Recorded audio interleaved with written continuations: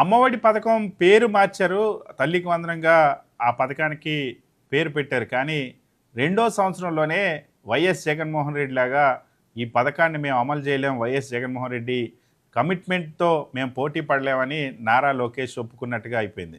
ఎందుకంటే జూన్ 12వ తేదీన ఆంధ్రప్రదేశ్ రాష్ట్ర వ్యాప్తంగా ప్రభుత్వ పాఠశాలలు, అదేవిధంగా ప్రైవేట్ పాఠశాలలు తెరుచుకున్నాయి.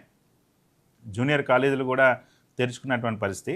గతంలో వైఎస్ జగన్మోహన్ రెడ్డి భారతదేశంలో ఏ రాష్ట్ర ప్రభుత్వం చేపట్టిన విధంగా అమ్మఒడి అనేటువంటి పథకాన్ని తీసుకొచ్చారు. అమ్మఒడి పథకం ద్వారా ఎవరైతే పిల్లల్ని స్కూలుకు పంపిస్తారో ఆ పంపించేటువంటి తల్లిదండ్రులకి ఆర్థిక ఇబ్బందులు లేకుండా ఉండాలి, వాళ్ళకి పిల్లల చదువులు భారం కాకుండా ఉండాలనే ఉద్దేశంతో ఈ దేశంలోనే మొట్టమొదటిసారిగా అమ్మఒడి అనేటువంటి ఒక పథకాన్ని, ఎందుకంటే 1వ తరగతి నుండి 10వ తరగతి వరకు స్కూల్కి వెళ్ళేటువంటి పిల్లలకి ఆర్థిక ప్రోత్సాహం ఇచ్చినటువంటి నాయకుడు ఈ స్వతంత్ర భారతదేశంలో ఎవరు లేరు. అది ఆవిష్కరించింది వైఎస్ జగన్మోహన్ రెడ్డి. సో ఆ పథకాన్ని, అమ్మఒడిని మేము ఇంకా ఎంతమంది పిల్లలు ఉంటే అంతమందికి ఇస్తామంటూ తల్లికి వందనంగా పేరు మార్చారు. సో దాన్ని ఎన్నికల్లో ప్రధానమైన హామీగా 2024 జూన్ నుండి అమలు చేస్తామన్నారు. కానీ నారా లోకేష్ విద్యాశాఖ మంత్రిగా ఉన్నారు, ఆయన తండ్రే ముఖ్యమంత్రిగా ఉన్నారు. తండ్రి కొడుకులు ఇద్దరూ కూడా వైఎస్ జగన్మోహన్ రెడ్డిలా ఈ అమ్మఒడి పథకాన్ని అమలు చేయలేకపోతున్నారు అన్న విషయం ఇప్పుడు స్పష్టమైంది. ప్రజల్లో ఇది ఒక చర్చనీయాంశంగా మారింది. ఎందుకంటే మొదటి ఏడాది ఆ అమ్మఒడి పథకాన్ని, యాక్చువల్గా కంటిన్యూస్ స్కీమ్ ఇది అమ్మఒడి అన్నది, దాన్ని ఖచ్చితంగా అమలు చేసి తీరాలి. కానీ చంద్రబాబు ప్రభుత్వం, మంత్రి నారా లోకేష్ ఎడ్యుకేషన్ మినిస్టర్ అయినా సరే 2024 అధికారంలోకి వచ్చిన తర్వాత తొలి విద్యా సంవత్సరంలో అమలు చేయలేదు.